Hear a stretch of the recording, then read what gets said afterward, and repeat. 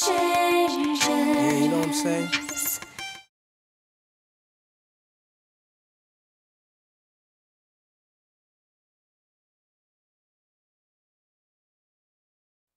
I have to start doing what God wants me to do. I believe that I've been put here for a purpose. It's almost like if they just had just a few answers, it would have made a difference in life.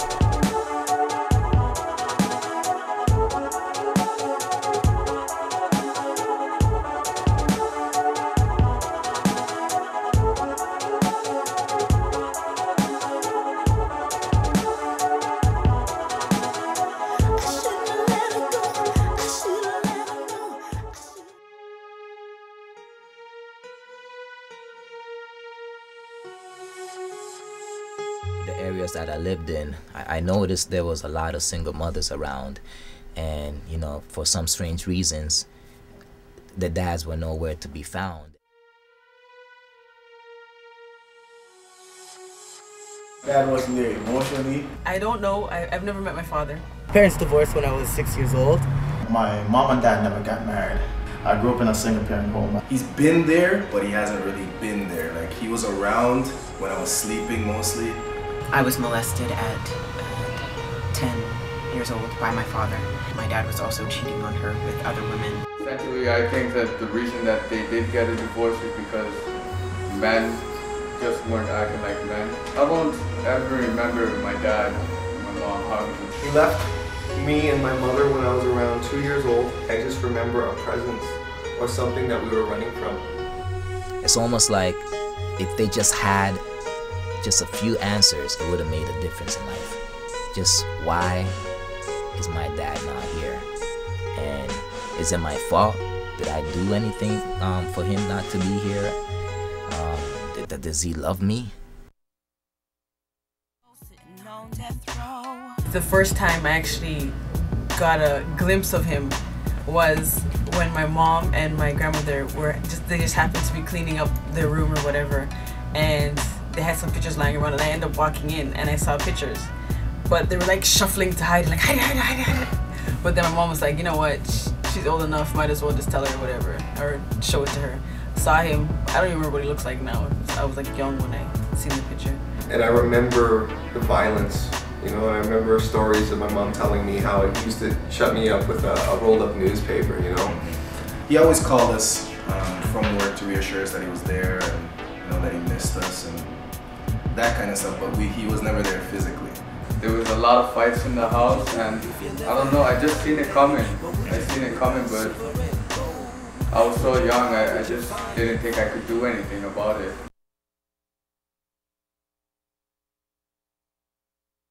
She grew up tough. Her dad took away her entire innocence.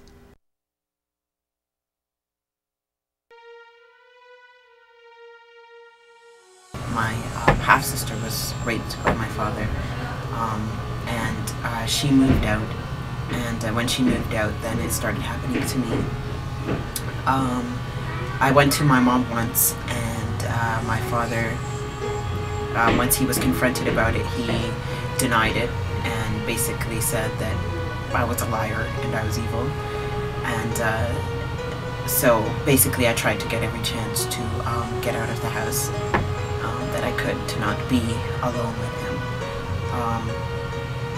My mother, she knew about the situations, but I guess because she was going through her own problems, or, you know, she was very depressed and very suicidal, so she wasn't the easiest person to approach.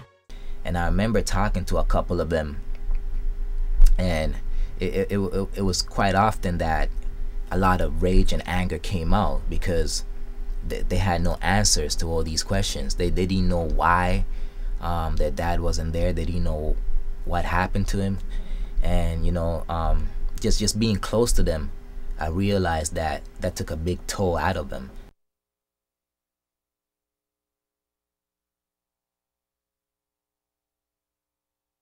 I mean, I couldn't really resent him because he was trying to do good for us by putting food on the table. But then, you know, you kind of have that missing for him because you see other kids with their dads, and when they have the parents and the students day, you know, my dad wasn't there. I had to bring my mom. So in those aspects, I felt a ways, but in other aspects, I respected him because he was out there trying to help us. So it's like I have to rely on to other people to mentor me, you know what I mean, to really show me a certain path and all of that. But I have to give God thanks for where I'm at in my life and for who He has placed in my life to really guide me as a father figure. But I still love my dad, you know what I mean, but I wish he was there at a certain point.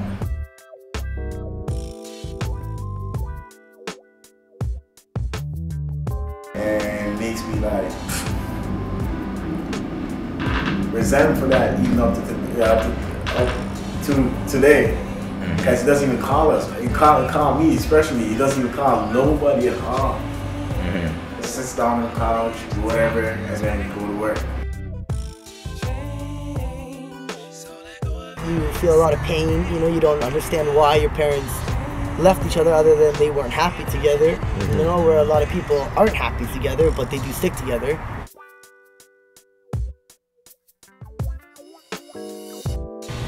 I went to her again and told her that it was still continuing, and she went and approached him and basically told him because of that, and also because he was cheating on her, that she was leaving him, and we finally left. And her grandmother picked us up. Once that happened, my parents finally divorced, which for me was happy. I was very happy because I had the chance to be away from my dad.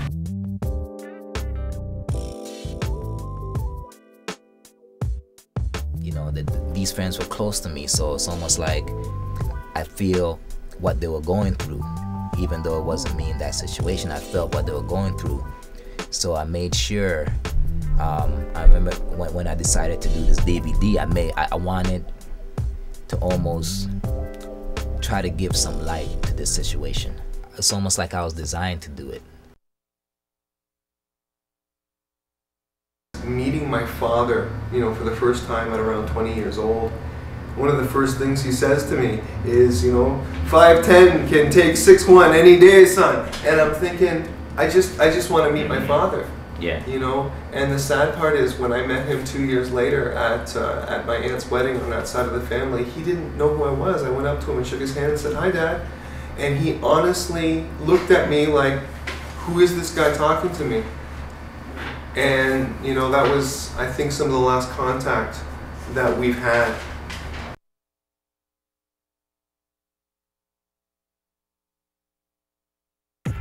I still talk to quite a few of my friends that I grew up with, and unfortunately, majority of them, you know, are in relationships right now.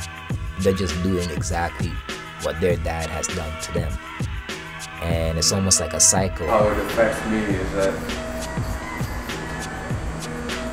I don't know, like once I leave, once I'm old enough to grow my own nest, start a family of my own, what's gonna happen? I sat home and I asked myself a lot of questions, and why does it have to be like this? And what can I do to shed light on this issue to maybe, you know, I don't know about change, but maybe just get people's minds thinking and try to make a difference in maybe the next generation. We may not be able to change the present generation, but we could change the next generation behind us. I've spent a lot of my life, my adolescent life, trying to fill that void, trying to search. You know, I went through drugs, I went through violence, I went through sex, I went through bouts of depression, and then I got really successful with my career. And through it all, it was just an absence that I was trying to fill. You know, yeah. And one of the things that I attribute that absence to is not having a father. Well, I made sure when I was doing this DVD, I got real life people that are going through real life situations. And, you know, I did a lot of interviews with a lot of women and a lot of men that have gone through this particular issue, not having a dad around. And you know, with the women, I noticed that a lot of the women, they grew up not knowing how to have a relationship with the opposite sex.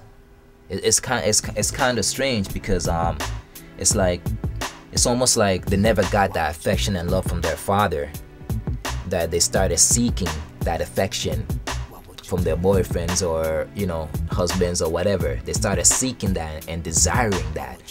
And you look for male companionship, and it doesn't matter where it comes from. It's sometimes it's the wrong person, sometimes it's the right person, but you look for it. And I guess, I don't know, I find that I'm closer to males than I am with females, because I think I want to learn more about them, because I haven't had like a genuine male figure in my life. Basically, because of this, I feel that all of my relationships after this were abusive. I got involved with, I had a child at the age of 16, and he left me when I was 3 months pregnant, and I never heard from him. He wanted me to have an abortion. I didn't want to have an abortion, and then he basically left, and I've never heard from him. And so I was raising my daughter, and I guess stupid or vulnerable at the time, got involved with another person that was very abusive. He was, you know, just had a quick temper, and used to basically fight me, like, you know, all the time, and things like that. So finally I got the courage to leave that relationship, and then ended up getting in another abusive relationship with a friend that I knew from high school. He was a different type of abuser. He wasn't so outwardly, he was more a verbal abuser. All of this affected me, you know, throughout life. The choices I've made, every choice, every relationship that I made was horrible. It was, basically I was attracted to the same type of people that my dad was, which was weird. They never had a mature, loving, unconditional relationship with a man. It's almost like they accept a lot of things that they should not be accepting. There's one person in particular that was really angry. It's almost like I don't believe they had it within themselves to forgive. So I remember I asked them a question, and you know, what can your dad do right now to undo what he has done? And he gave me a very simple answer. He told me all he wanted was his dad just to give him a call. That's it. Just a simple call to say, "What's up? I love you, son." You know? And he also said that throughout his whole life, he's a grown-up man right now. He's probably in his 30s right now. And throughout his life, he never heard the words "I love you" from his dad. And if he could hear those words, it's almost like he'll wipe the slate clean.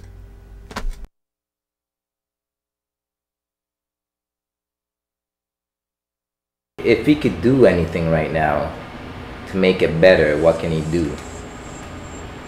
Phone call just to say, you know, I'm sorry for what I've done in the past. Just to, you know, I'm not too young, I'm not too old to, you know, pick up the missing pieces that's been done already. You just can't pick it up right now and say, let's do certain things, let's go play ball or whatever it is, or, you know, it just got me to the right path. That's the only thing I'm looking for. Call me and says, you know what, I miss you and I love you. Not even that. Not even that word came out of his mouth since I've been here in Canada. 11 years in my life. 11 years since I've been here. I don't even hear, "I love you, son," or "I miss you," and stuff like that. Don't do that.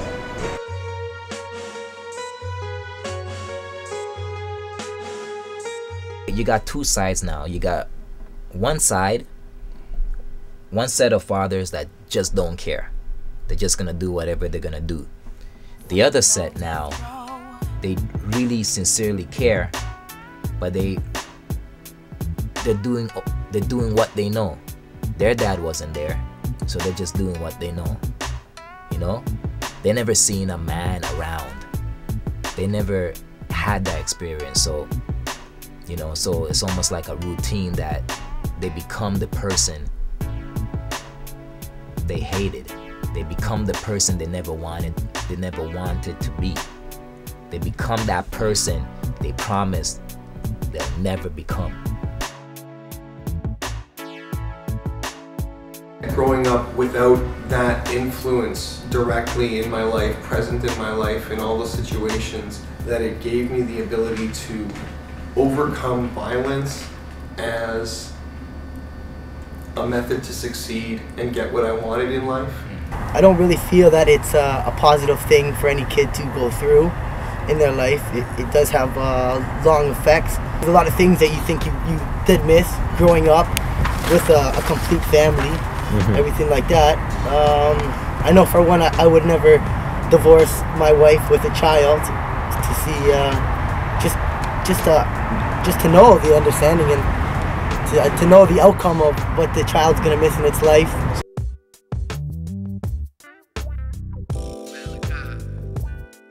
We just have to live and learn, and then make sure that our kids don't get that same treatment, you know what I mean? So we just have to just stick it out together. That's just it, man. Coming straight from the heart, man.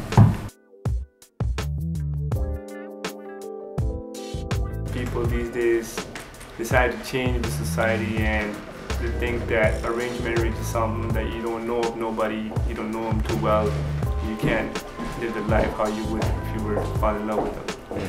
But the up things for that is that, you know what I mean, when you get arranged, you're starting off with the same kind of vision, and you're starting off at a new pattern which has been created from back times. And I say, if you were to look back, arranged marriage are lasting more these days than just more than love marriages or people just getting together.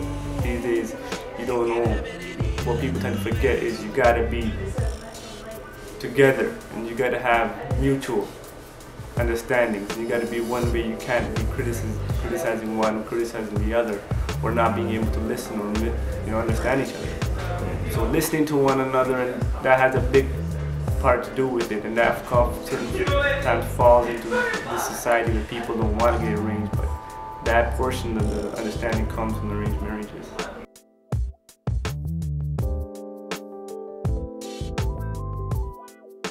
If you have a relationship where somebody hits you, you learn that you don't want that in your life. So the next person you're with, you're going to be looking for somebody who's better than that last person. So more so it just grows you up a little bit. It grows you the hard way. Yeah. So I think that not having a father makes you learn things the harder way. Because if you had a male figure in your life, they would teach you. Fathers, you are held responsible if you're not there. When your daughter grows up, she has no clue of what kind of husband she should marry, because she never had a dad. She never experienced a relationship with a man. I always felt that God was always there, but because of my insecurity and I guess sitting in condemnation, there was nothing out there. There was nothing. Like, I tried the clubs. I was on the streets. I went from shelter over. I've had many friends. I've gotten the cool groups. I've gotten VIP treatment. And there was still an emptiness. And there was just a constant need for things, and nothing could fill that void. And the only thing that did was God.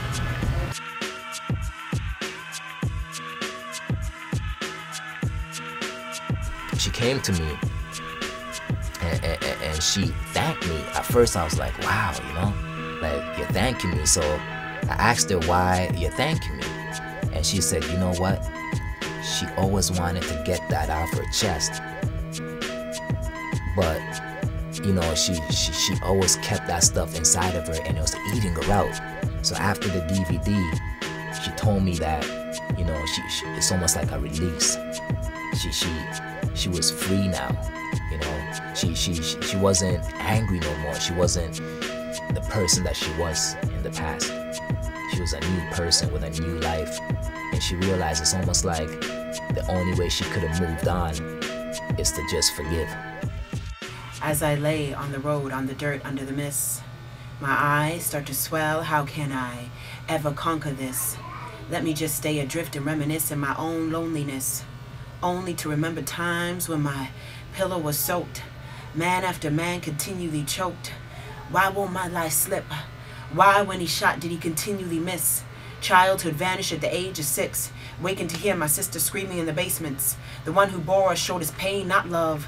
Outsiders who don't know called us hooligans and thugs. Over and over looked in our eyes saying, you kids tell nothing but lies, when really the truth was so ugly they had to hide. But behind the echoes of the whispering winds, slowly the drums kept beating and beating. 1 grain of sand is left in the heart of this man, touching women like we're pieces of meat, feeding us drugs like pimps do hookers on the street. Had my mind in a trance, creating my own illusions, delusions. My mind became possessed by the spirit of confusion. So many chains of bondage, till one was set free when I decided to cry out to the Lord for mercy. Could this be it, the fulfillment of my many dreams? Could I finally let go and have my mind at peace? Of course not, no, having to pay rent and a child at the age of 16, wanting what every child had made me seek for love in the streets. But the streets are old and wise in its ways, and its goal is to turn young hearts old and to live a life of decay. But behind the echoes of the whispering winds, slowly the drums kept beating and beating. Just the presence of a male figure in a child's life can determine the future of that child.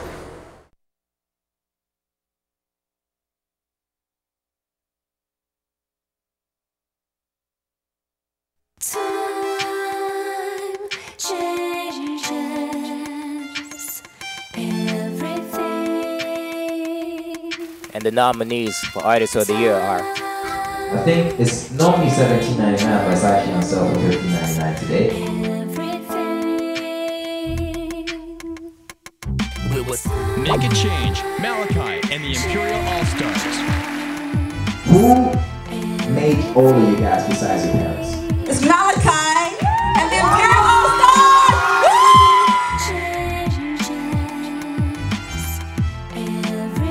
That, right? I lack some understanding of your directions. The men that we become are strange reflections. And instead of listening to all those other CDs you could have listened to, you listen to our CDs. Okay? And unlike my cousin, I don't want no one to die without fulfilling their purpose.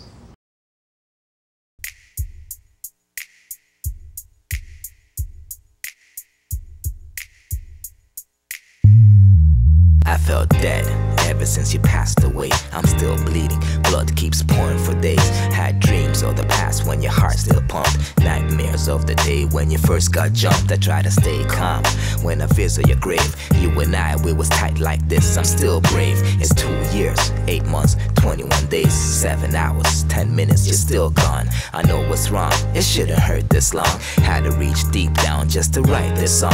As the tears fell from my cheekbone on its way to the pavement, you cashed in with no payment. They found you face down, 4 shells, that's the fullest. 4 holes with 4 bullets. 1 to the chest, 3 to the brain. They made sure that's the last time I'll see you again. Early one Sunday morning, I heard a preacher say that any one of these mornings you would take your children away. And I just wanna be ready when you come, so I can ride with you. I'm gonna try my best, try to make it in, so I can see you again. Ooh, ooh,